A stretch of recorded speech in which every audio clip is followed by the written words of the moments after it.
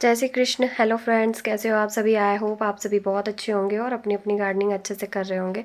तो फ्रेंड्स, आज की इस वीडियो में हम बात करेंगे कि विंटर प्लांट्स हमारे इतने जल्दी क्यों मर जाते हैं।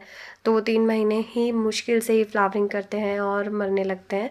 तो कुछ बातों का अगर आप ध्यान रखेंगे तो आप उन्हें मरने से बचा सकते हैं। कुछ रीजंस भी मैं बताऊँगी आपको कि ये क्यों मर जाते हैं बहुत जल्दी। तो फ्रेंड्स, वीडियो को पूरा देखिएगा बिना स्किप किए। और आपसे छोटी सी रिक्वेस्ट है कि अगर आप मेरे चैनल पर न्यू है तो प्लीज़ इसे सब्सक्राइब कर लीजिए, बेल आइकन और प्रेस करना मत भूलिएगा। तो फ्रेंड्स, यहाँ पर मैं आपको कुछ विंटर प्लांट्स दिखा रही हूँ, जैसे डॉग फ्लावर है, कलांचो है, पिटूनिया है, गजानिया है और जरबेरा। ये सारे विंटर प्लांट्स, डहलिया है, ये सभी विंटर प्लांट्स हम बहुत ही पोरस मिट्टी में लगाते हैं। तो सबसे पहली चीज़ आपको ध्यान रखनी है कि मिट्टी इनकी बहुत पोरस होनी चाहिए। पोरस का मतलब ऐसे कि हल्की मिट्टी, और ड्रेनेज सिस्टम उस मिट्टी का बहुत अच्छा होना चाहिए। अगर आप ज़्यादा से ज़्यादा सैंडी सॉइल बनाते हैं ना तो विंटर प्लांट्स को बहुत पसंद आती है। सैंडी सॉइल का मतलब ये होता है, एक तो पॉट के लिए हल्की होना, दूसरा पॉट का ड्रेनेज सिस्टम बहुत अच्छा रखती है। ड्रेनेज सिस्टम का मतलब है पॉट में पानी डालते ही सीधे पॉट में से पानी ड्रेन आउट यानी कि बाहर निकल जाना चाहिए। चाहे वो डायंथस प्लांट हो, चाहे वो किसी भी तरीके का कैलेंडुला है, किसी भी तरीके का विंटर प्लांट, तो उसके लिए उसकी सॉइल मिक्स बहुत ज़्यादा रिस्पॉन्सिबल होती है पौधे को मरने से बचाने के लिए। दूसरी बात ये कि अगर आपने सॉइल मिक्स फिर भी आपसे जैसी बन गई और आपने लगा भी दिया पौधा, लेकिन फिर भी आपको ये है कि हम अच्छे से केयर करेंगे तो वो मरेगा नहीं पौधा। तो फ्रेंड्स, यहाँ पर आप फंगीसाइड का उपयोग कीजिए। फंगीसाइड अगर आप 10 दिन में, 15 दिन में, महीने में 2 बार, तो आप इस तरीके से अपने प्लांट को मरने से बचा सकते हैं और उसे हेल्दी भी रख सकते हैं। खाद तो आपको देना ही है, जैसे भी आपने रूटीन बना रखा है, 10 दिन में, 15 दिन में, 20 दिन में, कोई ऐसा कंपलसरी नहीं है। लेकिन हाँ, आप खाद दे सकते हैं हर 10 दिन में, 15 दिन में। अभी फरवरी, मार्च, अप्रैल तक ये जो विंटर फ्लावर्स हैं बहुत अच्छे से फ्लावरिंग करेंगे। अब मैं जहाँ से हूँ, मंदसौर मध्य प्रदेश से, यहाँ तो अभी दोपहर में इतनी गर्मियाँ होने लग गई हैं कि फ्रेंड्स, अभी तो फरवरी ही चल रहा है, तो मुझे लगता है बड़ी मुश्किल से मुझे शेड एरिया में रख करके अपने पौधों को जो है अप्रैल तक फ्लावरिंग लेना होगी। तो ये शेड एरिया में रहेंगे ना तो फिर भी ये फ्लावरिंग कर सकते हैं। और जिनके यहाँ बहुत ही ज़्यादा ठंडे प्रदेश हैं तो उनके यहाँ तो अभी मौसम अच्छा हो गया होगा, क्योंकि अब धीरे धीरे सर्दियाँ स्टार्ट हो रही हैं।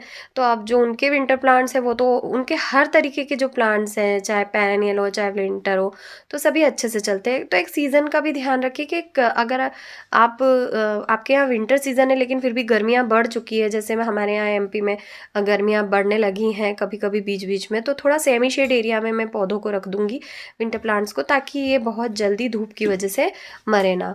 अब एक और तीसरी यहाँ पर मैं आपको, चौथी बात मैं आपको यहाँ पर बताऊंगी कि इस तरीके से मेरे जो टहनियाँ कट जाती हैं तो मैं इनको प्रोपगेट, तो आप ज़्यादा लेगी ब्रांचेस हो गई हैं ना तो उनको कटिंग कर सकते हैं। आप कटिंग करके अगर आप प्रोपगेट कर लेते हैं तो अच्छी बात है, प्रोपगेट हो जाते हैं तो।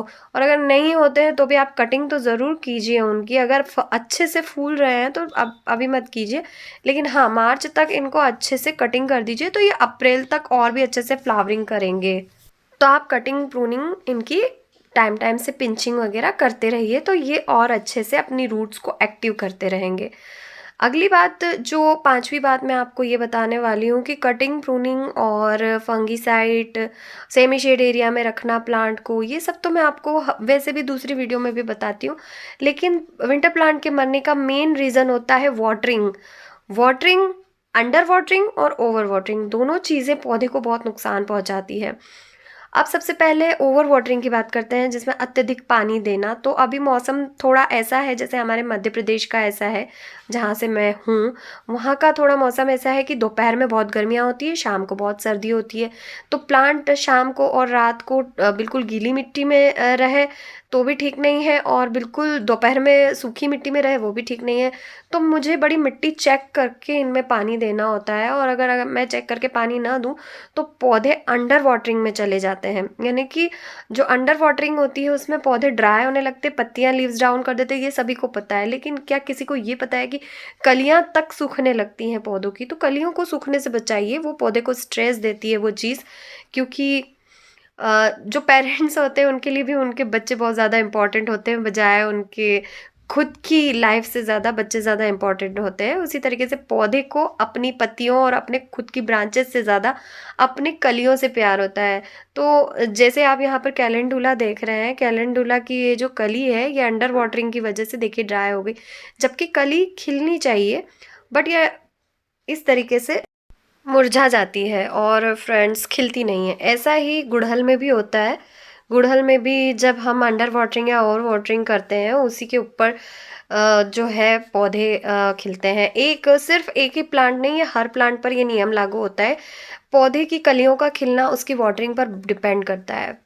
अभी फ़िलहाल जैसे गर्मियाँ अगर आपके यहाँ बढ़ गई हैं, तो फ्रेंड्स आप अपने पौधों को थोड़ा ऐसी जगह प्लेस करके रख दीजिए, जहाँ पर जो है कि आधे दिन की धूप रहे। लेकिन धूप चाहिए, एटलीस्ट कम से कम 4 घंटे की धूप सर्दियों के प्लांट को अभी फरवरी में चाहिए। मार्च में जब और ज़्यादा गर्मियाँ बढ़ जाएँगी, तो आप इनको फुल सनलाइट में नहीं रखना है, आपको इनको सेमी शेड एरिया में, यानी कि अगर मॉर्निंग की 2 घंटे की, शाम को 2 घंटे की सनलाइट भी मिल जाती तो ठीक है। तो ये 5-6 टिप्स आपको फॉलो करने हैं। उसके अलावा फर्टिलाइज़र के ऊपर अगर आपको वीडियो चाहिए तो मुझे कमेंट बॉक्स में कमेंट ज़रूर कीजिएगा, ताकि मैं फर्टिलाइज़र के ऊपर वीडियो बना सकूँ कि मैं अपने प्लांट को कौन सा फर्टिलाइज़र देती हूँ। तो फ्रेंड्स, आई होप आज का ये वीडियो आपको पसंद आया होगा। इससे रिलेटेड अगर और कोई जानकारी आपको चाहिए तो भी आप कमेंट बॉक्स में कमेंट करके पूछ सकते हैं।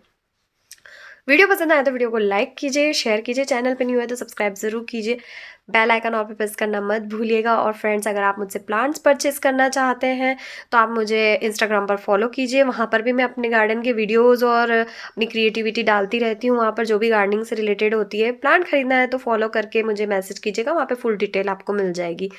तो मिलते हैं नेक्स्ट वीडियो में फिर किसी नई जानकारी के साथ। तब तक के लिए बाय, टेक केयर, जय श्री कृष्णा।